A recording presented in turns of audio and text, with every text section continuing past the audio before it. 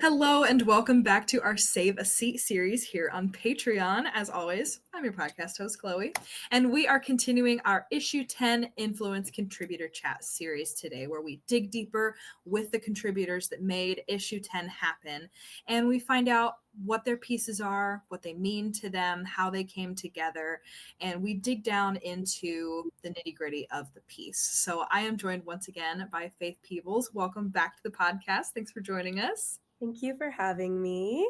I'm And excited for to our be longtime listeners, you may recognize Faith. She was a contributor for issue 5 and was also on the podcast at that time. So if she looks familiar, that's probably why. here. But Faith, for those of the people that may not know you or didn't listen to our Spotify episode, who are you and what are you up to these days? Absolutely. Hi, guys. I'm Faith. I interned for More from January 2022 all the way until December 2022. Spent a full year learning from Ariana, from all the great people behind the scenes. And now I'm a senior in college, about to be not in college in 3 days from filming. And I currently studying marketing, international business, excited to be a woman in business in the world. And post grad, I'm going to be doing some merchandising stuff. Yeah, So that's like amazing. my rundown. I love it. And congratulations again on getting your degree. Very exciting stuff. Yeah, thank you. I'm excited too. So, we talked a bit about your writing process in the first Mhm. episode, how a lot of it was challenging because I think it's always harder to write about yourself, Oh, yeah, to I agree. decide, what you should talk about, maybe what you shouldn't talk about, and doing a thought dump and then editing down what is actually going to be influential for the piece. But I would love to know if there was anything that you wrote that didn't make the final version, or any ideas that you had for the piece that maybe didn't come to fruition. Totally. I mentioned in the Spotify part of the podcast that my process was like a big thought dump. I have been journaling all year and for a while, and then have been doing like reflections, both for my sorority, like writing letters to my friends, Mm. and also like for school. And so when I was reading through all of these pieces to try to figure out what I wanted to include, um, there in my journals, I get a little emo sometimes. And so there's a lot of self-doubt in there because I do believe in like pouring it out and talking it through like in to myself, I guess, in my head. Yeah. But that it like helps me like problem solve that and then move forward and feel better. And so there's a lot of just, questioning, have I done like have I made all the right moves in college? Could I have done more? Is there like some path, like did I make the right path? Did I forge the right path for myself? And I was interested in exploring that, like that conversation that you have, your inner dialogue with yourself of, have I made the right choices? Am I the best developed version of myself? Um, and that and ultimately I didn't really end up writing about because imposter syndrome is just the worst enemy ever. I never, walking into a room and feeling like you don't belong there is already something insane to battle. And I never feel, there's endless opportunities in the world. You can pick any path you want, and it doesn't do well to dwell on what could be. Right. As I was writing the actual piece, I realized, my whole message is um, taking opportunities from people that you meet that you are scared of. And I know that I've done that. And so, I feel content knowing that I've stretched myself and I've grown. Um, and maybe not just like hyper fixating on like, oh my God, there's 10,000 clubs at IU. Like, what could I have done? Could I have done more? The answer is no. I probably would have been really burnt out. Um, Right. but it's just, I think, a process of, closing a final chapter is reflecting on it. And there's a lot of panic in those journal entries, but not anymore in my mind. So it's Right. You okay. dump it out, it stays on the page, and then you go on with your Exactly. day. Exactly. You get me. Yeah. Yeah. And I do think that there is a lot of comfort and a lot of power in knowing that it's never too late. Oh, You know, yeah. there are some things that, sure, once you graduate college, you're probably not going to be able to do. Like there aren't sororities just in your everyday life, Right. but there is always a chance for further growth, Mhm. for, you know, clubs that exist outside of the collegiate sphere, and for bettering yourself. There's also always the chance that maybe someday you go back to school for a different thing.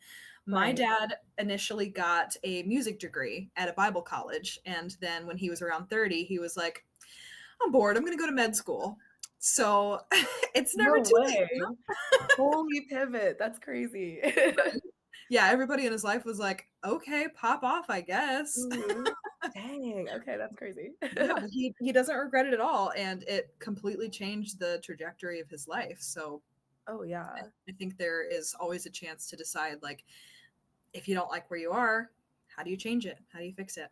Absolutely, and I feel moving forward, that's what I'm so excited about moving to a new community and, like, starting my adult life, is that I feel I am prepped to tackle that head on and not be intimidated by that challenge Yeah, because of, like, the way that I approach now building relationships with people and what that means to me, so, yeah. yeah, You had so many opportunities to do it. You're just so good at it. absolutely.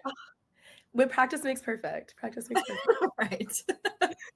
So, with these pieces, there's always going to be a visual element. There Oh, are yeah. photos taken either in a photo shoot setting or photos submitted that already exist that become part of the piece. So, tell me a little bit about the photos that accompanied your piece. Yeah. So I think the cover picture, it's actually so funny, is me as a freshman or sophomore. I kind of want to Oh, say freshman, holding up, I think issue 4 of More.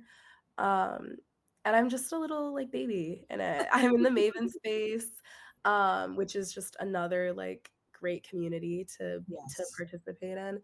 And I just felt like that totally um when I look at that picture, I think like, "Oh my god, who even is that?" She was so young, and I've grown so much since then. I was like, "Oh, wait, that kind of is cute to Yeah. show growth." So there's that image. I know I included an image, from Women in Business, which is the organization that led me to More, and, what is one that has continued to inspire me, based on the people in it who are the most driven group of women I've ever met. And then there's a photo of me in Berlin. I decided to study abroad in Berlin with my best friend, which is a place that I never saw myself living, but now could not imagine not being part of my identity. Right. Um, so there's that, and then there's a photo of me and all of my best friends in my sorority, because they have been incredibly integral to my collegiate experience, and as we mentioned, I wrote about my sorority experience, so that was fitting to include also. Yeah, what a great encapsulation of you and your collegiate experience and how far you've come, like just pieces from everything that you talk about. Absolutely, yeah. My whole, Well, like, mosaic. yes. That's so great. Um, and we talked a bit in the first episode about your sorority experience, how you never Mhm. imagined that that was going to be a part of your life, but then it was, and it just made sense, and it opened up all these doors for connection. But it also brought about, in an unfortunate circumstances way, an opportunity for you to flex yourself even further and get into a leadership capacity. So tell me a little bit about that experience. What was that like? Yeah, so I have always been a little bit spunky, and obviously working with More, I care so much about making opportunities and creating space for people who are underprivileged or disenfranchised, Yeah. and, being in living and operating in a space like the Greek community, I don't know, like, how many other spaces are as whiteness centric as, like, Greek life, being so frank. When I walk around, how many people do I see that are different from the stereotype? Very few, right? And so, being in that system at first, I was just like, "Okay, that's fine. I'm gonna adapt to this." And then when I was met with resistance, like racially motivated resistance within that space, was like, I was met with, this choice of what do I do now? And do I want to fight to feel welcomed here? Or like, should I just not continue with this? Yeah. Ultimately, the I'm lucky because my sorority was like everyone was so supportive of me, that I felt like I had the opportunity to like just flush the minuscule amount of negativity that was in the house, um, out and just focus on building a stronger academic and personal development like centric organization instead of like and fostering or harboring any of that racial negativity or negativity in general. So yeah, that was a little bit about my experience, I guess. Um,